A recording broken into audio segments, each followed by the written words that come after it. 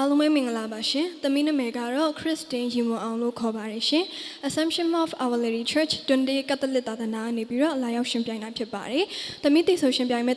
သချင်းလေးရဲ့နာမည်ကတော့ပေးဆက်ခွင့်ပြုပါလို့အမည်ရပါတယ်။ဖြူဖြူကျော်သိန်းတိဆိုရတဲ့သချင်းဖြစ်ပါတယ်ရှင်။အားလုံးပဲနားဆင်ပေးကြပါအောင်ရှင်။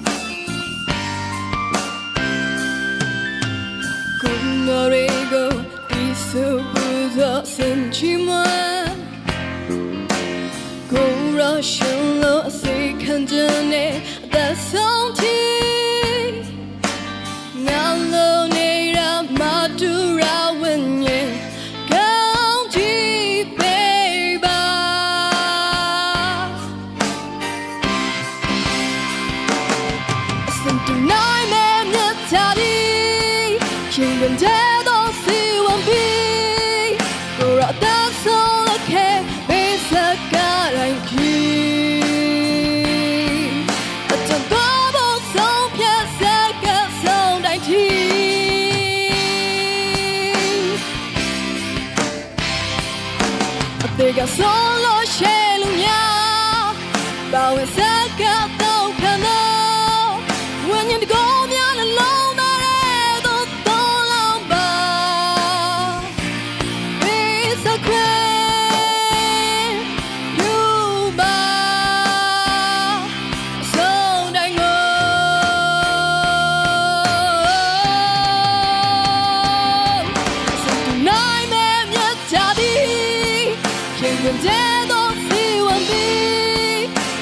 that's all okay it's a guarantee it's a double song piece second song 19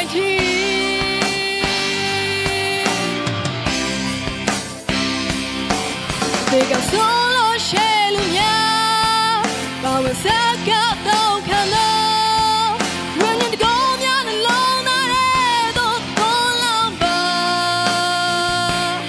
It's a great Cuba It's a great Cuba It's a great Cuba ဆုံးတိုင်းကို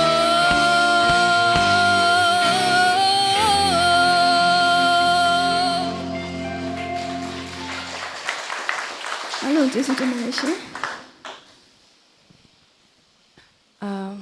ညီမလေးမင်္ဂလာပါ မင်္ဂလာပါ ဟုတ်ကဲ့ညီမလေးစကားပြောတာလေးကနူးညံ့လေးစူလိုက်တဲ့ချင်းကလောကလန်ထွက်ဟိုပါလေအမလေးအရင်ဆုံးလေးပေါ့နော်ဟိုအပြုတ်သဘောပြောတာပါနော်ဟိုလိုမျိုးပြောတာမဟုတ်ပါဘူးညီမလေးအရင်ဆုံးပြောချင်တာလေတချင်းကလေဘလို့လဲမသိဘူးတော်တော်ထူးဆန်းတယ်ဟိုပေါ့နော်တချင်းကအမအမြင်တော့လေညီမလေးတချင်းရွေးတာမှားတယ်သိလားနော်နော်ဒါဟိုကအကောင့်နဲ့ပြောတာပါပြီးတော့လေညီမဟိုဘယ်လိုပြောမလဲအတန်းကလေဒီတချင်းကဇက်တိုက်ဆိုသလိုညီမရဲ့ constantly ညီမအတန်းကိုထုတ်သိလားအော်နေရတဲ့ချင်းကတပုတ်လုံးနီးပါအဲ့လိုဖြစ်နေရဆိုတော့လေအဲ့ဒါလဲပါမယ်ထင်တယ်နော်ညီမလေးအတန်နဲ့နည်းနည်းနာသွားတယ်ထင်တယ်တချင်းလေးကရှည်လဲရှည်လက်တိုက်ကလည်းအော်မနာတိုင်းဖြစ်နေအဲ့လိုရွေးဆိုတော့ပြီးတော့အဲ့မှာတနေ့ကညီမတော်တော်အတန်လေးတောင်သေးသွားနော်ပြဝင်သွားလေအဲ့လိုဆိုအဲ့ဒါလေးလဲဆိုတော့အမလေးအောက်ကနေဟဲသူဘာလို့ဒီတချင်းရွေးလိုက်တာလဲဆိုအမစိတ်ထဲမှာစဉ်းစားနေဆိုညီမလေးကစိုးတဲ့ရသားနဲ့ပေါ့နော်တချင်းရွေးမှားသွားအမပြောချင်တာအဲ့ဒါလေးဒီ level မှာအရင်အရေးကြီးတယ်ဘလောက်ပဲကိုဆိုတဲ့တချင်းရွေးတာမှားရင်ဒါအဆိုတော်ကသေတာပဲသိလားတချင်းကအဲ့လိုရတယ်တချင်းရွေးမှားရင်အဆိုတော်ဒီသွားပြီပဲအဲ့လိုဆိုတော့အရင်အရေးကြီးပါတယ်ငါဆိုနိုင်တယ်ဆိုပြီးတော့တွေ့တဲ့မြတ်ချင်းတွေအကုန်လုံးရှော့ဆိုလို့မရဘူးအဲ့ဒါလေးဒါညီမလေးကဘယ်လိုခေါ်မလဲနမူနာပေါ့လေနော်အဲ့လိုဆိုတော့အမကတော့စာလဲစာနာတယ်တနာလဲတနာတယ်ဒါပေမဲ့လေအမညီမလေးကို no ပေးလိုက်မယ်နော်ညီမလေးနော်ဟုတ်ကဲ့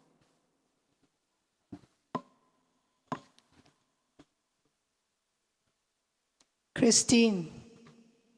သမီးကဒီတချင်းကိုဘာကြောင့်ရွေးတာလဲကြိုက်လို့မလားကြိုက်လို့လားသမီးတန်နဲ့လုံးဝမလိုက်ဘူးနော်ဘာဖြစ်လို့လဲဆိုဖြူဖြူကြော်သိန်းတချင်းတည်ဆိုရခက်တည်သူ့တန်ကသူကအကြတန်လဲရတယ်အမြင့်တန်လဲရတယ်အဲ့တော့သူ့အတွက်ကတော့လွယ်မယ်ပေါ့ကောနော်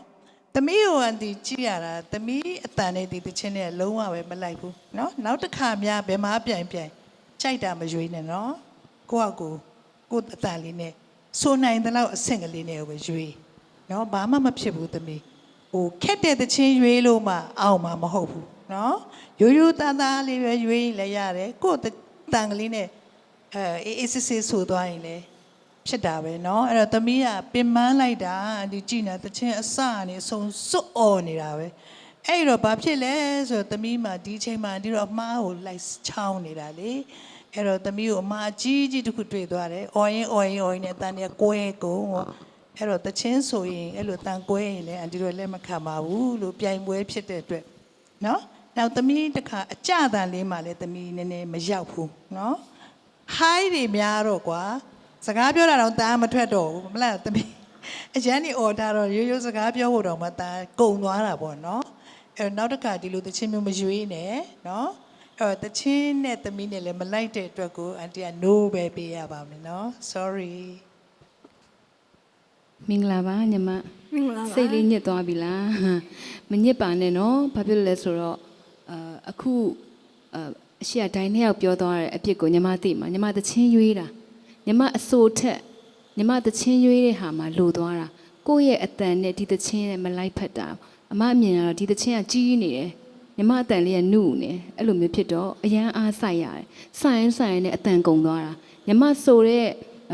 အဆိုပညာမကောင်းလို့ပြောတာမဟုတ်ဘူးပြိုင်ပွဲမို့လို့မတို့ကတောင်းစုံကြည်တာညီမဆိုတတ်တယ်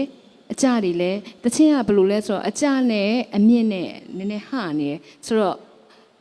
အမြင့်ပြီးအကြပြန်ဝင်တာညီမမမဟုတ်ဆိုတော့တိုင်းပဲသတိထားပြီးပြန်ဝင်ရတယ်အကြပြန်ရောက်ဖို့ကခက်တယ်လေနော်ညီမဆိုတော့ဆိုဘယ်လိုခေါ်မလဲဆိုတဲ့အပြစ်ထက်ကိုရွေးချယ်မှုမှားသွားတာညီမနော်ညီမတခြားသချင်းရွေးရင်ဒီလိုဖြစ်ချင်မှဖြစ်မှာပေါ့အဆိုပညာကိုမတို့ပြောနေတာမဟုတ်ညီမအဆိုတော်တယ် beat ဝင်နိုင်တယ်အတန်လဲနောက်ပိုင်းမှာ vibrato လေးပါတယ်ဒီသချင်းနဲ့အလိန်ကောက်လဲများတယ်ကို့အတန်နဲ့မလိုက်ဖက်တာပါနော်ဆိုတော့စိတ်တော့မညစ်ပါနဲ့နိုးရတိုင်းလဲနော်ဒါပေမဲ့လည်းပြိုင်ပွဲဖြစ်တယ်မို့လို့မတို့အမလည်းနိုးပဲပေးလိုက်ပါတယ်ညီမလေးနော် ကျေးဇူးတင်ပါတယ်ရှင်